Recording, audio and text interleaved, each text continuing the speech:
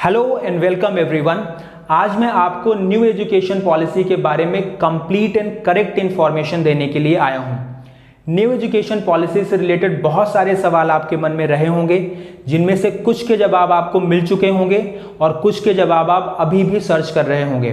तो इस वीडियो को देखने के बाद आपके मन में न्यू एजुकेशन पॉलिसी से रिलेटेड किसी भी तरह का कोई डाउट नहीं रहेगा। तो बने रहिएगा लास्ट तक मेरे साथ इस वीडियो में। लेकिन आगे बढ़ने से पहले मैं आपको दो इंपॉर्टेंट बातें बता देता हूं। सबसे पहली बात कि अब ministry of human resource development का नाम बदलकर मिनिस्ट्री ऑफ एजुकेशन कर दिया गया है। मतलब मानव संसाधन विकास मंत्रालय का नाम बदलकर शिक्षा मंत्रालय कर दिया गया है। और दूसरी इंपॉर्टेंट बात कि अब इंडियन गवर्नमेंट अपने जीडीपी का 6% एजुकेशन पे एक्सपेंड करेगी। तो अब आपके मन में सवाल आ रहा होगा कि अभी तक इंडियन गवर्नमेंट अपने जीडीपी का सिर्फ 4% या उससे कम जीडीपी पे इन्वेस्ट करती आई है, लेकिन अब इस एक्सपेंडिचर को इतना ज़्यादा इंक्रीज क्यों किया जा रहा है? तो मैं इसके लिए आपको बता दूं कि जो भी वर्ल्ड की बेस्ट कंट्रीज हैं इन टर्म्स ऑफ एजुकेशन, जैसे अगर मैं बात करता हूं फिनलैंड की, तो फिनलैंड जिसका एजुकेशन सिस्टम वर्ल्ड में बेस्ट माना जाता है, वो अपने जीडीपी का 7% एजुकेशन पे एक्सपेंड करता है। तो इंडियन गवर्नमेंट भी अपने एजुकेशन सिस्टम को वर्ल्ड के बेस्ट एजुकेशन सिस्टम की तरह बनाना चाहती है और इस दिशा में हम लगातार आगे बढ़ते जा रहे हैं। तो चलिए अब हम देखते हैं कि 34 सालों के बाद स्कूल एजुकेशन सिस्टम और हायर एजुकेशन सिस्टम में क्या चेंजेस होने जा रहे हैं। तो आइए सबसे पहले बात करते हैं चेंजेस इन स्कूल एजुकेशन सिस्टम के बारे में।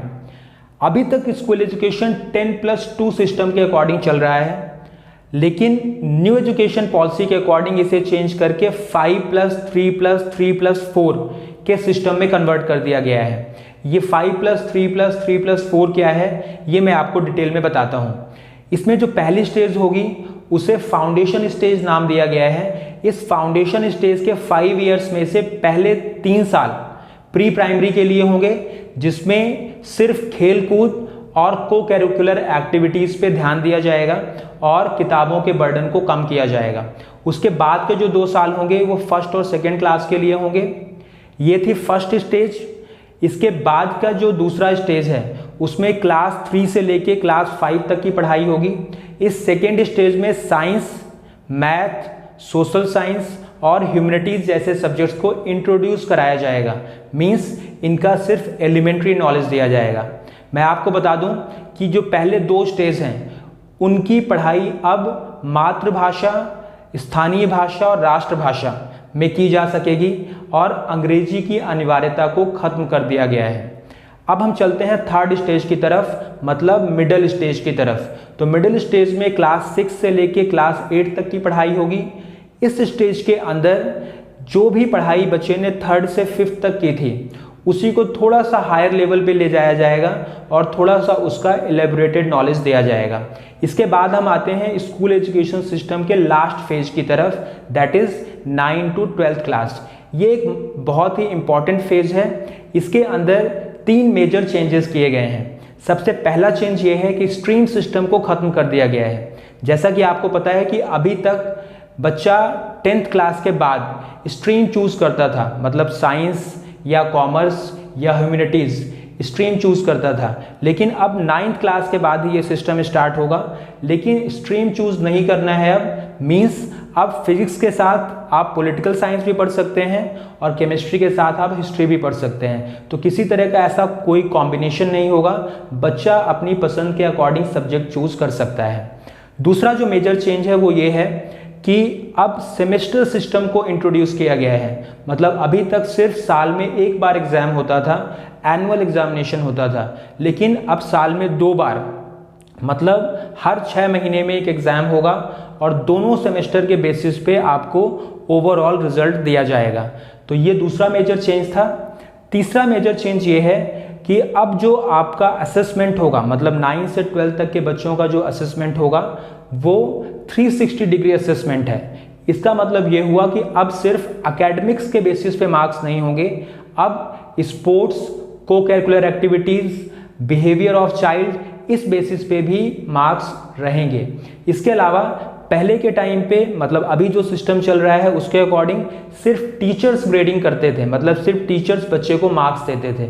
लेकिन अब जो असेसमेंट होगा उसमें 3 कॉलम होंगे, जिसमें पहले कॉलम में बच्चा अपने लिए खुद मार्क्स देगा, दूसरे कॉलम में बच्चे के क्लासमेट्स उसके लिए मार्क्स देंगे, तीसरे कॉलम में टीचर्स बच्चे के लिए मार्क्स देंगे, और ये तीनों कॉलम के जो मार्क्स होंगे वो ओवरऑल मार्क्स डिसाइड करेंगे कि बच्चे के ओवरऑल उस क्लास में कितने मार्क्स हैं। तो ये तीसरा मेजर चेंज इस फेज में आया है। इसके बाद मैं आपको कुछ इंपॉर्टेंट बातें और बता देता हूं कि 3rd और 4th फेज मतलब class 6th onwards vocational courses और इंटर्नशिप को भी इंक्लूड किया गया है। मतलब जो व्यवहारिक ज्ञान है, जो आपकी डेली लाइफ में यूज होने वाला नॉलेज है, उसको ज़्यादा फोकस किया गया है as compared to rote learning. तो ये कुछ मेजर चेंजेस थे स्कूल एजुकेशन सिस्टम में। अब हम देखेंगे कि हायर एजुकेशन सिस्टम में क्या चेंजेस किए गए हैं। तो आइए अब हम बात करते हैं changes in higher education system के बारे में। अभी तक बहुत सारे कॉलेज 12th क्लास के मार्क्स के बेसिस पे एडमिशन देते हैं, लेकिन अब एक कॉमन एप्टीट्यूड टेस्ट होगा। इसका मतलब अगर किसी बच्चे के मार्क्स 12th क्लास में अच्छे नहीं हैं तो उस कॉमन एप्टीट्यूड टेस्ट के मार्क्स और 12th क्लास के मार्क्स दोनों को मिलाकर एक कंबाइंड रिजल्ट तैयार होगा और उस कंबाइंड रिजल्ट के बेसिस पे बच्चे को कॉलेज में एडमिशन मिल सकेगा। इसके अलावा दूसरा मेजर चेंज हायर एजुकेशन में ये है कि अब ग्रेजुएशन को 3 ईयर ग्रेजुएशन और 4 ईयर ग्रेजुएशन 2 पार्ट में डिवाइड किया हुआ है, और अगर कोई बच्चा ग्रेजुएशन को बीच में ही छोड़ देता है तो भी उसे उतने पार्ट का क्रेडिट मिलेगा। फॉर एग्जाम्पल, अगर किसी बच्चे ने 3 ईयर ग्रेजुएशन ऑप्ट किया है और वो 1 ईयर के बाद अपनी पढ़ाई को छोड़ देता है तो भी उसे सर्टिफिकेट मिलेगा। अगर कोई बच्चा 2 ईयर्स के बाद अपनी पढ़ाई को छोड़ देता है तो उसे डिप्लोमा मिलेगा, और अगर कोई बच्चा 3 ईयर्स पूरे कंप्लीट करता है तो उसे ग्रेजुएशन की डिग्री मिलेगी। अगर कोई बच्चा 4 ईयर वाला ग्रेजुएशन ऑप्ट करता है तो 4th ईयर में उसे अपने सब्जेक्ट का प्रैक्टिकल नॉलेज दिया जाएगा, मतलब उसे रिसर्च वर्क या वोकेशनल ट्रेनिंग दी जाएगी। इस तरह का जो एजुकेशन सिस्टम होगा उसे multi entry and multi exit नाम दिया गया है। मतलब किन्हीं भी सब्जेक्ट के कॉम्बिनेशन के साथ वो अपने ग्रेजुएशन में एंट्री कर सकता है और कभी भी वो ग्रेजुएशन के किसी भी स्टेज से एग्जिट कर सकता है। तो इसके अलावा एक मेजर चेंज और भी है कि अब एक एकेडमिक क्रेडिट बैंक तैयार किया जाएगा। मतलब अगर कोई बच्चा एक साथ एक से ज़्यादा कोर्सेज करना चाह रहा है तो जो एक्स्ट्रा कोर्सेज वो करेगा उसका क्रेडिट या उसके मार्क्स लास्ट में उसके मेन कोर्स में ऐड कर दिए जाएंगे। ये मैंने आपको बताया कुछ major changes in higher education. इसके अलावा कुछ चेंजेस और हैं, जैसे संस्कृत विषय को अब काफ़ी इंपॉर्टेंस दी जाएगी in school education and in higher education both. इसके अलावा अब IITs में ह्यूमैनिटीज सब्जेक्ट भी पढ़ाया जाएगा। तो ये सारे मैंने आपको चेंजेस बताए जो स्कूल एजुकेशन और हायर एजुकेशन में हुए हैं। लेकिन आप में से कई के मन में अब ये डाउट होगा कि ये चेंजेस अप्लाई कब से होंगे, मतलब इनका इम्प्लीमेंटेशन कब से होगा। तो इसके लिए मैं आपको बता दूं कि गवर्नमेंट ने न्यू एजुकेशन पॉलिसी का बिल पास कर दिया है, मतलब कैबिनेट की तरफ से इसको मंजूरी मिल चुकी है। अब ये संसद में जाएगा और संसद में पास होने के बाद ये कानून का रूप ले लेगा, और गवर्नमेंट की मंशा ये है कि इसे अगले एकेडमिक सेशन मतलब 2021-22 से लागू कर दिया जाए। वीडियो में लास्ट तक बने रहने के लिए धन्यवाद। Thanks for watching.